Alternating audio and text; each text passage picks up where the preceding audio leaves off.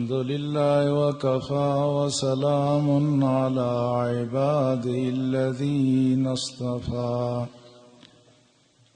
أما بعد فأعوذ بالله من الشيطان الرجيم بسم الله الرحمن الرحيم ولا تقولوا لمن يقتل في سبيل الله أموات بل أحياء ولكن لا تشعرون صدق الله مولانا العظيم قال الله تبارك وتعالى في شأن حبيبه الكريم إن الله وملائكته يصلون على النبي يا أيها الذين آمنوا صلوا عليه وسلموا تسليما اللهم صل على سيدنا ومولانا محمد وعلى آله وأصحابه أجمعين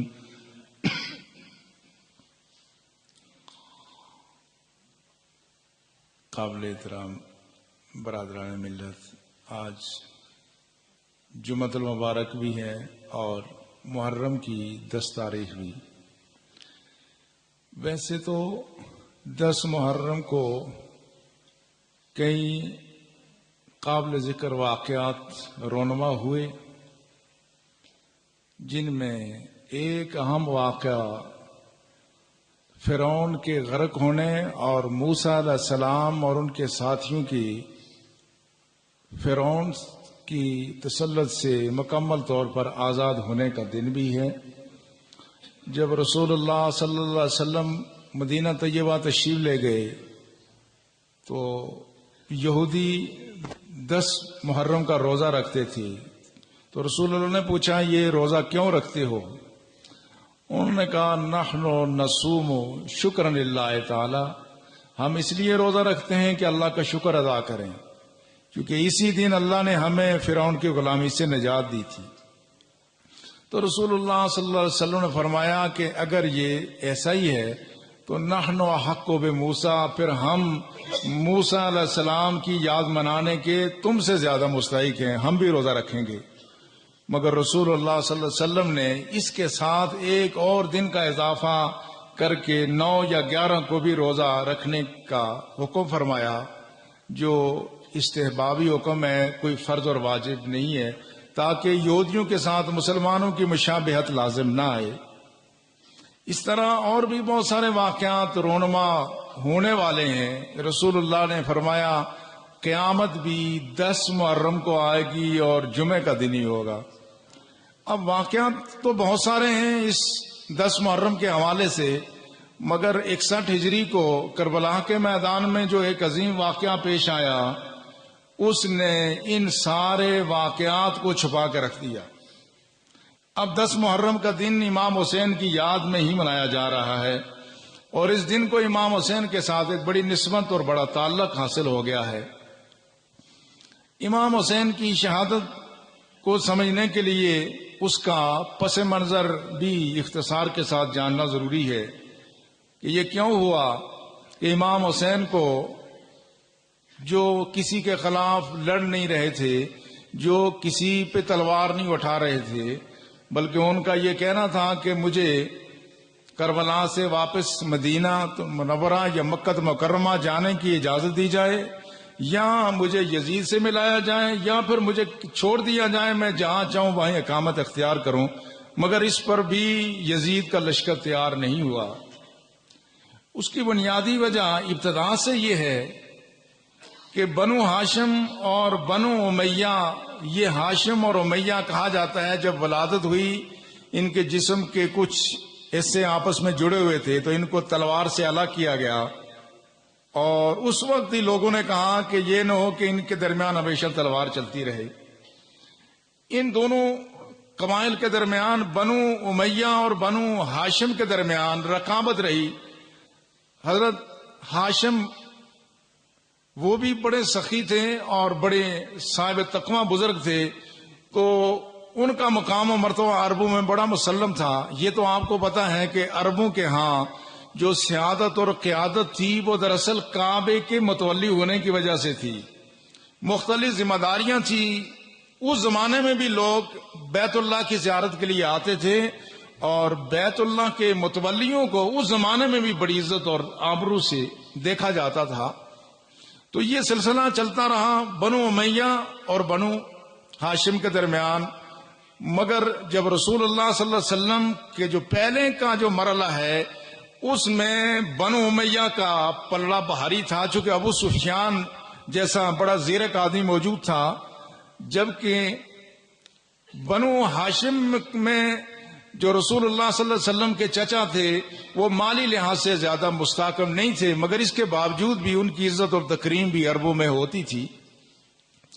جب رسول اللہ صلی اللہ علیہ وسلم نے اعلان نبوت فرمایا تو کیسر و کسرا ہی نہیں زوال کا شکار ہوئے، بلکہ عربوں کی قیادت کیا ساری دنیا کی قیادت رسول اللہ کے قدموں میں ڈھیر ہو گئی.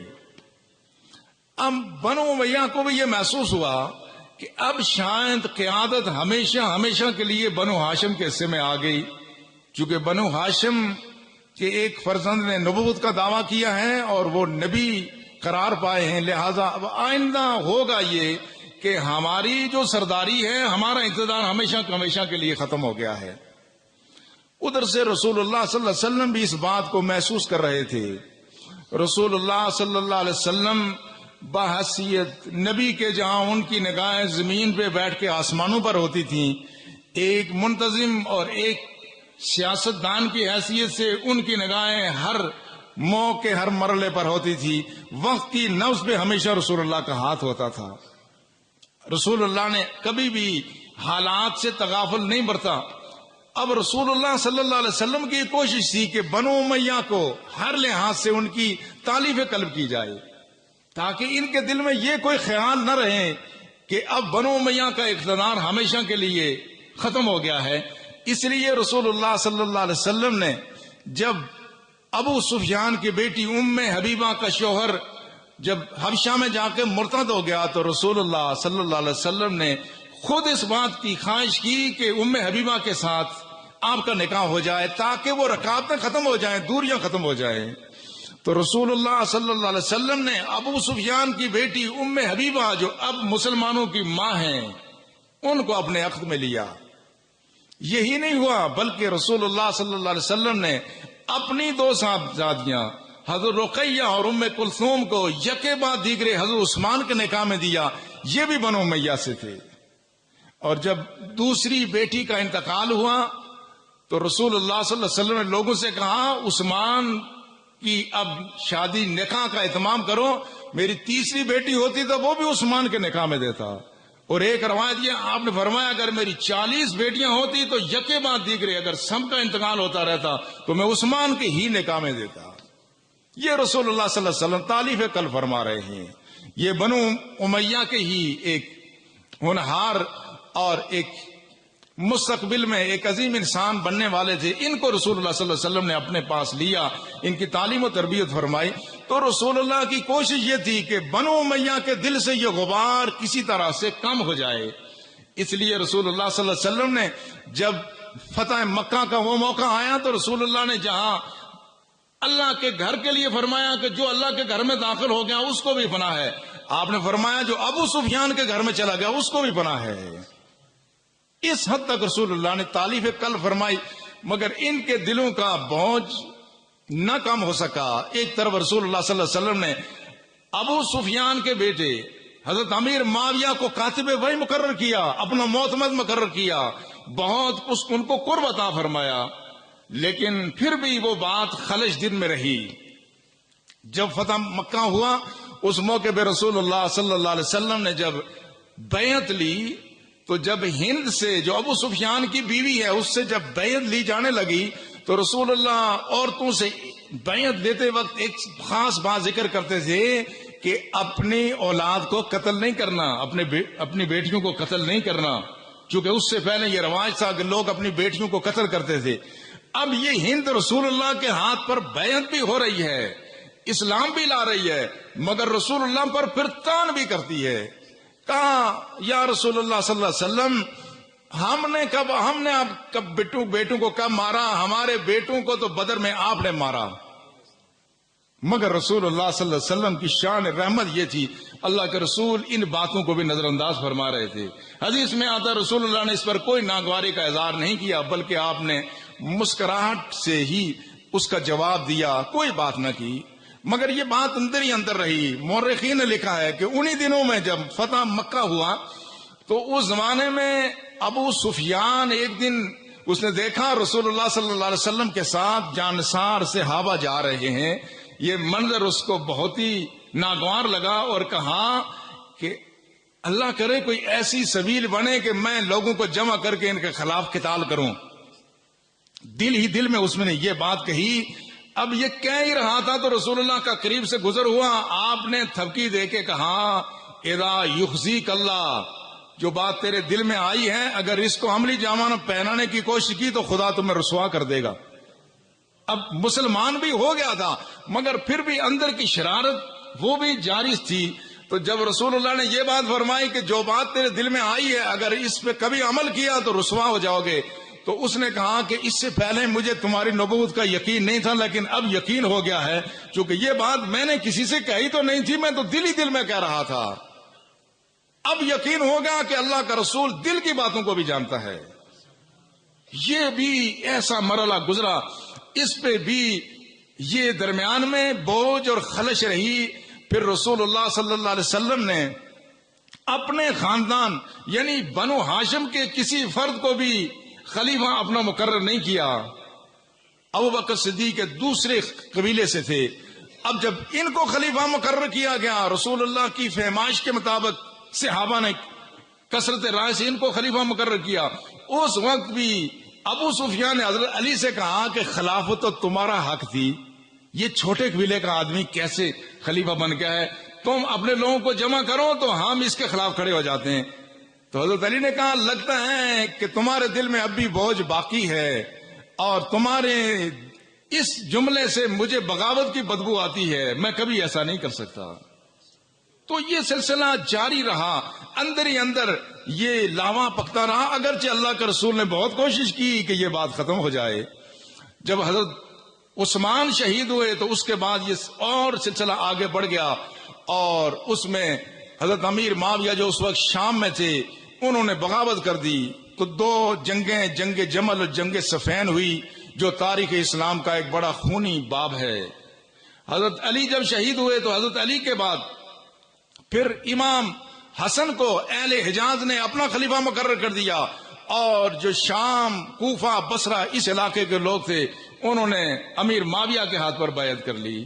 تو امام حسن نے یہ دیکھ کر کے کہ ملت تقسیم ہو رہی ہے، آپ 6 مہینے کے بعد آپ حضرت امیر معاویہ کے حق میں دستبردار ہو گئے، آپ خلافت سے دستبردار ہوئے، لیکن طے یہ پایا کہ حضرت امیر معاویہ کے بعد پھر یہ خلافت، یہ چونکہ خلافت منصب کے اعتبار سے بھی اور لوگوں کی عقیدتوں کے اعتبار سے بھی یہ اگر حق بنتا ہے تو زیادہ حق یہ اہل بیت نبی صلی اللہ علیہ وسلم کا بنتا، اہل بیت کا بنتا تھا۔ یہ بات طے ہو گئی۔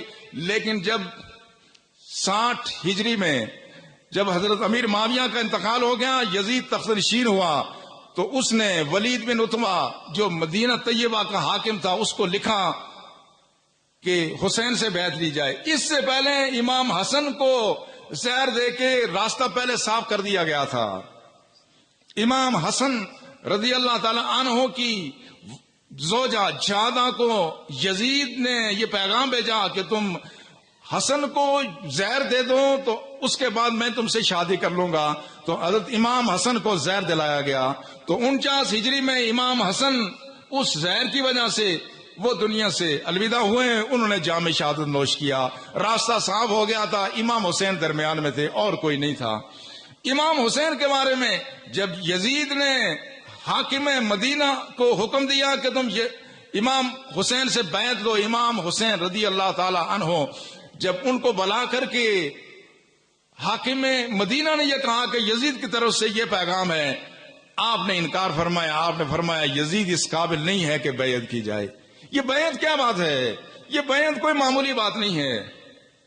آج بھی ہم یہ حدیث تکرار سے سنتے ہیں، من را منکم منکرا فلیغیرہ بیدی فإن لم یستطع فبلسانہ وإن لم یستطع فبقلبہ وذلک اضعف الایمان۔ عام طور پر یہ حدیث آپ سنتے ہیں کہ جو آدمی کسی برائی کو دیکھے وہ پہلی بات تو یہ ہے کہ اپنے ہاتھ طاقت سے اس برائی کی راہ روکے، برائی کو ختم کرے۔ اگر یہ نہیں کر سکتا تو اپنی زبان سے اس کو برا کہے۔ اگر یہ بھی کرنے کی ضرورت ہمت طاقت نہیں ہے تو دل سے برا جانے، مگر فرمایا یہ ایمان کا کمزور ترین درجہ ہے۔ اب بیعت کیا بات ہے؟ آپ آج کے وقت میں جس کو ووٹ کہتے ہیں، یہ ووٹ بیعت کے مقابلے میں بہت کم چیز ہے۔ ووٹ تو خفیہ طور پہ ایک پرچی کا استعمال ہوتا ہے، ہم کسی آدمی کے حق میں ووٹ استعمال کرتے ہیں، لیکن آج بھی یہ کہا جاتا ہے کہ جو شخص کسی لٹیرے، چور اور ڈاکو کو ووٹ دے گا وہ گویا اس کا حامی ہے، اور وہ بھی بالواسطہ اس کی کرپشن اور برائی میں شریک ہے۔ کیا یہ بات مسلم ہے یا نہیں ہے؟ آج اگر ہم کسی شخص کو جس کے بارے میں ہمیں پتا ہو کہ یہ بددیانت بھی ہے، یہ ڈاکو بھی ہے، یہ زانی بھی ہے، اور اس میں اخلاقی برائیاں بھی ہیں، ہر طرح کی برائی ہے، اگر ہم ووٹ کی خفیہ پرچی کے ذریعے اس کی مدد کریں تو کیا ہم نے اس کی برائی میں مدد کی یا نہیں کی؟ تو کیا یہ جرم بنتا ہے یا نہیں بنتا؟ جرم بنتا ہے۔ اگر ووٹ کی خفیہ پرچی سے کسی شخص کو اس دور میں، کسی بدکار شخص کو منصب اقتدار تک لے جانے میں اگر ہمارا کردار ہو تو یہ بات بری ہے۔ تو بیعت کا مطلب یہ ہوتا تھا کہ ہاتھ میں ہاتھ دے کر کے یہ تصدیق کی جاتی تھی کہ ہم نے تمہیں مسلمانوں کا امام، مسلمانوں کا امیر مان لیا ہے۔ یزید کا مطالبہ یہ تھا کہ امام حسین آئیں اور یہ اس بات کی تائید کریں کہ یزید کی حکومت کو میں مانتا ہوں، مگر یہ ہاتھ امام حسین کا یہ وہ ہاتھ تھا کہ جس نے بیعت کی تھی رسول اللہ کے ہاتھ میں ہاتھ دے کر کے۔ رسول اللہ صلی اللہ علیہ وسلم کا معمول یہ تھا کہ آپ بچوں سے بیعت نہیں لیتے تھے، مگر آپ نے 4 بچوں سے بیعت لی جس میں امام حسین بھی شامل ہیں۔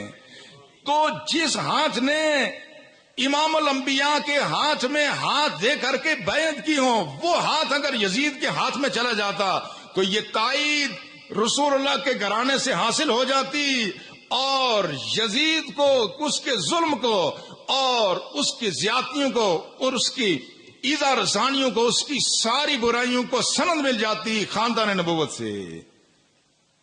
امام حسین کا موقف یہ تھا، وہ مسلح بغاوت بھی نہیں کر رہے تھے، ان کا موقف یہ تھا کہ میں بیعت نہیں کرتا۔ اس لیے آپ مدینہ طیبہ چھوڑ کے مکہ المکرمہ تشریف لے گئے۔ وہاں بھی جب دیکھا کہ حالات دن بدن خراب ہوتے جا رہے ہیں، وہاں سے اہل کوفہ نے آپ کو خطوط لکھے کہ آپ یہاں تشریف لائیں، یزید کے مظالم بہت بڑھ گئے ہیں، ہمیں کسی امیر کی ضرورت ہے، مگر آپ امارت کی غرض سے نہیں بلکہ جب روانہ ہونے لگے تو اس کی وجہ آپ نے اور بتائی۔ جب آپ مدینہ طیبہ سے مکہ المکرمہ اور مکہ المکرمہ سے روانہ ہونے لگے کوفے کی طرف، تو ابن عباس نے کہا آپ نہ تشریف لے جائیں۔ باقی صحابہ نے مشورہ دیا کہ آپ نہ تشریف لے جائیں، اہل کوفہ کا ہمیں کوئی اعتبار نہیں ہے، مگر آپ نے فرمایا میں نے رسول اللہ صلی اللہ علیہ وسلم سے سنا تھا کہ مکہ المکرمہ میں حرم کی بے حرمتی ہوگی ایک مینڈے کی وجہ سے۔ رسول اللہ اشارہ فرما رہے تھے کہ ایک شخص کی وجہ سے بیت اللہ کی بے حرمتی ہو جائے گی۔ تو آپ نے فرمایا میں نہیں چاہتا کہ بیت اللہ کی بے حرمتی میری وجہ سے ہو، یعنی مدعا یہ تھا کہ اگر میں مکہ المکرمہ میں رہا تو یزید یہاں حملہ آور ہوگا، اور یہاں حملہ آور ہو کر یہاں اس شہر کا تقدس پامال کرے گا، اللہ کے گھر کا تقدس پامال کرے گا۔ میں چاہتا ہوں کسی ایسے مقام پہ چلا جاؤں کہ خدا کے گھر کا تقدس پامال نہ ہو۔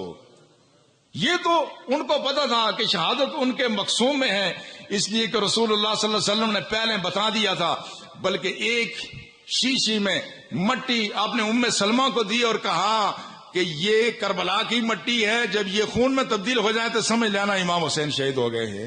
ان کو پتا تھا کہ یہ کچھ ہونے والا ہے، لیکن وہ چاہتے تھے کہ بیت اللہ کی بے حرمتی نہ ہو۔ یہاں سے جب کربلا کے مقام پر پہنچے تو وہاں پر سب سے پہلے نعمان بن بشیر آیا، 1000 کا لشکر لے کے اور آپ کو روکا، کہا یزید کہا سختی سے یہ حکم ہے کہ آپ بیعت کریں، آپ نے فرمایا میں یزید کی بیعت نہیں کر سکتا، یزید کی بیعت یہ ظلم کی بیعت ہے، یزید کی بیعت کرنے کا مطلب وہ چیزیں جو اللہ کے رسول نے حرام قرار دی وہ اس کو حلال سمجھتا تھا، وہ اپنے محرمات کے ساتھ نکاح کو جائز سمجھتا تھا، زنا، بدکاری، شراب نوشی اور دوسری ایسی برائیاں تھیں کہ جس کا تذکرہ بھی مناسب نہیں ہے، آپ نے فرمایا میں ایسا نہیں کرتا۔ پھر اسی دوران ابن سعد کو اس نے مزید لشکر دے کر کے بھیجا اور اس نے 7 محرم الحرام کو آ کر کے نہر فرات پر امام حسین رضی اللہ تعالی عنہ اور ان کے ساتھی جو 19 آپ کے اہل بیت میں سے تھے، 72 ساتھی تھے، ان سب کا گھیراؤ کر دیا، ان سب کا گھیراؤ کر دیا، پانی بند کر دیا، رسد بند کر دی، ہر طرح سے ان کا گھیراؤ کر دیا۔ امام حسین نے اس موقع پر بھی پھر یہی کہا کہ تین میں سے ایک بات جو تمہیں اچھی لگے مان لو، یا تو پھر یزید سے براہ راست میری ملاقات کراؤ تاکہ میں اس کو سمجھاؤں، یا پھر مجھے واپس مکہ مکرمہ جانے دو، یا تیسری صورت یہ ہے کہ تم مجھے اپنے حال پر چھوڑ دو، میں جدھر چاہوں چلا جاؤں۔ مگر یزید کا حکم یہ تھا کہ امام حسین یا تو بیعت کرے، مجھے ان کی بیعت چاہیے یا ان کا سر چاہیے۔ اور یہ لوگ چونکہ اقتدار کے نشے میں، اب جب اقتدار کا نشہ ہو آدمی اقتدار کی خاطر کیا کچھ نہیں کر لیتا، یہ بھی اقتدار کے نشے میں یہ لوگ یہ مدہوش تھے، انہوں نے امام حسین کی راہ روکی اور وہاں پانی بند کر کے اور 10 ہجری کو 10 محرم کو 61 ہجری 10 محرم کو امام حسین پر صبح سویرے انہوں نے دھاوا بول دیا، ایک ایک کر کے ایک ایک فرد آتا رہا اور اللہ کی راہ میں جام شہادت نوش کرتا رہا۔ آپ کے ساتھیوں نے جام شہادت نوش کیا، پھر آپ کے بھانجے آئے انہوں نے جام شہادت نوش کیا، بھتیجے آئے، بھائی آئے، پھر آخر میں 4 افراد ہی بچ گئے تھے، ایک امام حسین ہیں، ان کے بیٹے علی اکبر ہے، علی اصغر ہے، یا امام زین العابدین ہے۔ امام زین العابدین بیمار تھے تو پھر علی اکبر 18 سالہ علی اکبر کا لاشا بھی امام حسین نے اپنے کندھے پہ اٹھایا، اور پھر 6 ماہ کا بچہ 6 ماہ کے بچے کو بھی جب وہ میدان میں سامنے آیا تو اس کا گلا بھی اس کی گردن بھی تیر سے چھلنی کر دی گئی، 6 ماہ کا بچہ علی اصغر ان کو بھی شہید کر دیا گیا۔ آخر میں امام خود میدان کارزار میں اترے، چاروں طرف سے یزیدی حملہ آور ہوئے، اور جب آپ اپنے گھوڑے سے گرے تو اس وقت آپ کے جسم پر 70 سے زیادہ تلواروں اور نیزوں کے نشان موجود تھے، مگر اس وقت بھی آپ نے گرتے ہی سر زمین پر رکھا، سر سیدھے میں رکھا، اور وہیں آپ کے سر کو آپ کے تن سے جدا کیا گیا، آپ کے سر کو تن سے جدا کر کے نیزے پر رکھ کے پھر شہروں میں بازاروں میں پھیرا گیا تاکہ لوگوں کو اس بات کی عبرت ہو۔ امام حسین نے وہ جو عظیم قربانی دی وہ اگر اقتدار کی خاطر ہوتی تو وہ بہت پہلے صلح کر لیتے، مگر وہ الہ کلمت الحق کے لیے تھی، وہ قربانی قیامت تک زندہ جاوید ہے، اور اس کا تذکرہ کرنا یہ اہل ایمان کے ایمان کا تقاضا ہے۔ اور امام حسین نے جو قربانی دی ہے اس قربانی کا تذکرہ یہ ہمارا شعار ہے، یہ اس بات کی بھی یاد دہانی ہوتی ہے۔ اور کسی نے بالکل بجا کہا کہ قتل حسین اصل میں مرگ یزید ہے، اسلام زندہ ہوتا ہے ہر کربلا کے بعد، یہ کربلا کا جب تذکرہ ہوتا ہے اسلام زندہ ہو جاتا ہے، مگر اس مرحلے پر بھی ملت ہمیں تقسیم نظر آتی ہے امام حسین کی یہاں کے معاملے میں، حالانکہ رسول اللہ صلی اللہ علیہ وسلم نے فرمایا تھا، آپ نے امام حسن اور امام حسین کو اپنے پہلو میں بغل میں لے کے کہا اللہم انی احبہما، یا اللہ میں ان سے محبت کرتا ہوں، فاحبہما تو بھی ان سے محبت فرما، واحب من یحبہما جو ان سے محبت کرے تو ان سے بھی محبت فرما۔ تو اللہ جل شانہ کہ حضور رسول اللہ نے دعا کی، اور اس سے بڑھ کر کیا بات ہو سکتی ہے کہ اللہ نے خود فرمایا قل، اے حبیب آپ اعلان فرما دیں، لا اسألکم علیہ اجرا، اے میری ملت میری امت میں تم سے کچھ اجر نہیں مانگتا، میں رحمت للعالمین بن کے آیا، میری زندگی کا ایک ایک لمحہ تمہارے لیے وقف ہوا، میری راتوں کی بے چینیاں، میرے دن کی بے قراریاں، میرا میدان کارزار میں اترنا اور زخموں سے خون سے لو لہان ہو جانا، یہ سب تمہاری خاطر تھا، مگر میں مانگتا کچھ نہیں، الا المودۃ فی القربى، ہاں اس بات کا اللہ حکم دیتا ہے کہ آپ فرما دیں کہ میری آل سے، میری اہل بیت سے محبت کرنا. تو اہل بیت سے محبت کرنا یہ تو اللہ کا حکم ہے، اللہ کے رسول کا حکم ہے. اس مرحلے پر ہمیں ملت تقسیم نظر آتی ہے. کچھ لوگ وہ ہیں جو اہل بیت کی یاد منانے میں حد سے تجاوز کر جاتے ہیں. ایسے لوگ جو آج بھی مارتے پیٹتے ہیں اپنے آپ کو، زنجیروں سے اپنے آپ کو خون آلود کرتے ہیں، اسلام نے اس کی اجازت نہیں دی ہے. رسول اللہ صلی اللہ علیہ وسلم نے فرمایا من ضرب الخدود وشق الجیوب ودعا دعوى الجاہلیہ فلیس منا. فرمایا جو کسی مشکل، کسی پریشانی، کسی موت حادثے پر اپنا چہرہ پھیٹے، اپنا گریبان پھاڑے اور جاہلیت کی باتیں کرے، فرمایا یہ ہم میں سے نہیں، وہ ہمارا طریقہ نہیں ہے. ایک محدود سی اقلیت ایسی ہے جو اس دن کے یاد منانے میں حد سے تجاوز کر جاتی ہے.